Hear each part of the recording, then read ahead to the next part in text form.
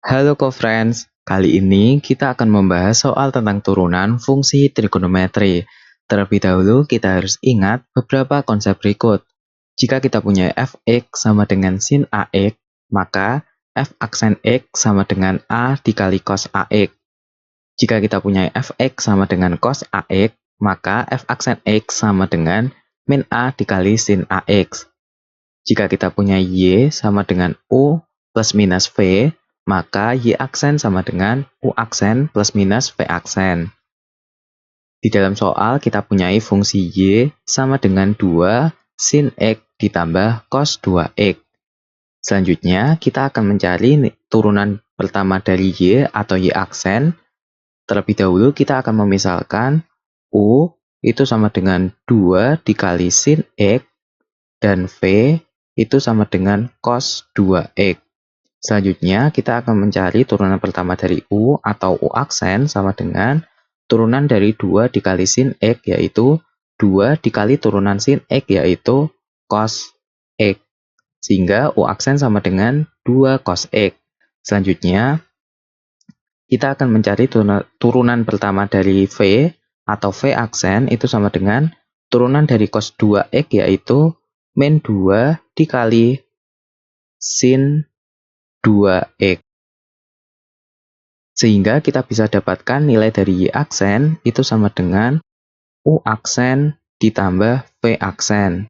Tinggal kita substitusikan diperoleh 2 cos x ditambah min 2 sin 2x. Atau 2 cos x dikurangi 2 sin 2x. Selanjutnya, kita akan mencari titik stasioner, yaitu y aksen sama dengan 0. Tinggal kita substitusikan diperoleh 2 cos x dikurangi 2 sin 2x itu sama dengan 0. Kita pindah ruas, 2 cos x sama dengan 2 sin 2x. Kita bagi 2 untuk kedua ruas, diperoleh cos x sama dengan sin 2x. Selanjutnya, sin 2x kita ubah menjadi 2 dikali sin x dikali cos x. Kita harus ingat identitas trigonometri. Selanjutnya, kita akan bagi dengan cos x, sehingga menyisakan 1, itu sama dengan 2 dikali sin x. Maka kita dapatkan sin x itu sama dengan 1/2. Kita tahu bahwa 1/2 itu merupakan nilai dari sin pi per 6. Sehingga kita bisa tuliskan sin x itu sama dengan sin pi per 6. Dari perhitungan sebelumnya sudah didapatkan sin x sama dengan sin pi per 6. Selanjutnya kita akan mencari nilai x menggunakan konsep persamaan trigonometri sinus. Jika kita punya sin x sama dengan sin alfa, maka nilai x sama dengan alfa ditambah k dikali 2pi, atau x sama dengan pi kurangi alfa ditambah k dikali 2pi. Sehingga kita bisa dapatkan solusi untuk nilai x, yaitu x sama dengan alfanya yaitu pi per 6 ditambah k dikali 2pi, atau x sama dengan pi dikurangi pi per 6 ditambah k dikali 2pi. Kita selesaikan, yaitu x sama dengan pi per 6 ditambah k dikali 2pi terlebih dahulu. Untuk k sama dengan 0, maka didapatkan x sama dengan pi per 6. Untuk k sama dengan 1, itu tidak memenuhi karena nilai x berada lebih dari 2pi. Kita harus ingat nilai intervalnya, yaitu x harus berada di antara 0 dan 2pi.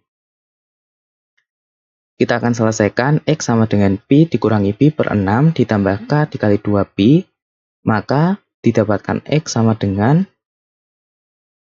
5/6pi ditambah k dikali 2pi. Untuk k sama dengan 0 diperoleh x sama dengan 5pi per 6. Untuk K sama dengan 1, nilai X tidak memenuhi karena lebih dari 2pi. Sehingga diperoleh titik stasionernya yaitu X sama dengan pi per 6 atau X sama dengan 5pi per 6. Untuk mencari nilai maksimumnya, kita akan gunakan uji turunan kedua, di mana Y double aksen kurang dari 0, maka menyebabkan nilai maksimum, dan Y double aksen lebih dari 0, maka menyebabkan nilai minimum. Dari perhitungan sebelumnya, kita sudah dapatkan nilai dari Y aksen, itu sama dengan 2 cos X dikurangi 2 sin 2X. Selanjutnya, kita akan mencari nilai Y double aksen terlebih dahulu. Turunan dari 2 cos X yaitu 2 dikali min sin X dikurangi turunan dari 2 sin 2X yaitu 2 dikali 2 cos 2X. Kita operasikan diperoleh min 2 sin X dikurangi 4 cos 2X. Dari perhitungan sebelumnya, kita dapatkan Y double aksen itu sama dengan min 2 sin X dikurangi 4 cos 2X.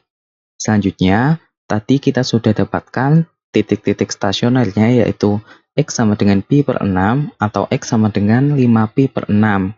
Selanjutnya, kita akan substitusikan titik tersebut ke dalam fungsi Y double aksen. Terlebih dahulu, kita akan substitusikan untuk X sama dengan pi per 6, maka didapatkan Y double aksen itu sama dengan min 2 sin pi per 6 dikurangi 4 dikali cos 2 dikali pi per 6 menghasilkan pi per 3. Selanjutnya diperoleh min 2 dikali nilai dari sin pi per 6 yaitu setengah dikurangi 4 dikali nilai dari cos pi per 3 yaitu setengah. Kita operasikan didapatkan min 2 dikali setengah yaitu min 1 dikurangi 4 dikali setengah yaitu 2. Sehingga diperoleh min 1 dikurangi 2 yaitu min 3 kurang dari 0. Sehingga X sama dengan pi per 6 menyebabkan nilai menjadi maksimum.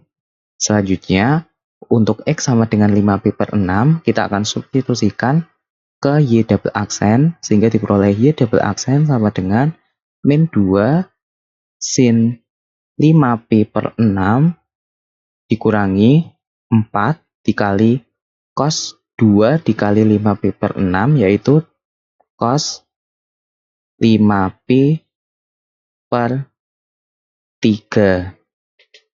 Selanjutnya diperoleh min 2 sin 5pi per 6 kita bisa tuliskan menjadi sin pi dikurangi pi per 6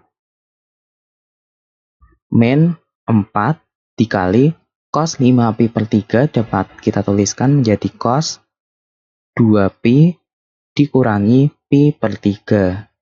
Kita gunakan aturan sudut berelasi sehingga diperoleh min 2 dikali sin pi dikurangi pi per 6 itu sama saja dengan min sin pi per 6 dikurangi 4 dikali cos 2pi min pi per 3 itu sama saja dengan min cos pi per 3. Tinggal kita uraikan, diperoleh min 2 dikali min sin pi per 6 yaitu min 1 per 2 dikurangi 4 dikali min cos pi per 3 yaitu min 1 per 2. Kita operasikan diperoleh min 2 dikali min setengah yaitu 1 dikurangi 4 dikali min setengah yaitu min 2. 1 dikurangi min 2 hasilnya adalah 3, di mana 3 itu lebih dari 0, maka X sama dengan 5pi per 6 itu menyebabkan nilai menjadi minimum. Di dalam soal ditanyakan nilai maksimum fungsi Y, maka nilai maksimum terjadi saat X sama dengan pi per 6, sehingga kita substitusikan ke fungsi Y-nya, yaitu menjadi Y sama dengan 2 sin X, yaitu 2 dikali sin pi per 6, ditambah cos X, ditambah cos 2X yaitu cos 2 dikali pi per 6 yaitu cos pi per 3. Sehingga kita dapatkan 2 dikali sin pi per 6 yaitu setengah ditambah cos pi per 3 yaitu setengah. Sehingga didapatkan 2 dikali setengah yaitu 1 ditambah setengah kita bisa tuliskan menjadi 0,5, maka hasilnya adalah 1,5. Maka nilai maksimumnya itu bernilai 1,5. Tidak ada dalam pilihan jawaban. Sekian, sampai jumpa di pertanyaan berikutnya.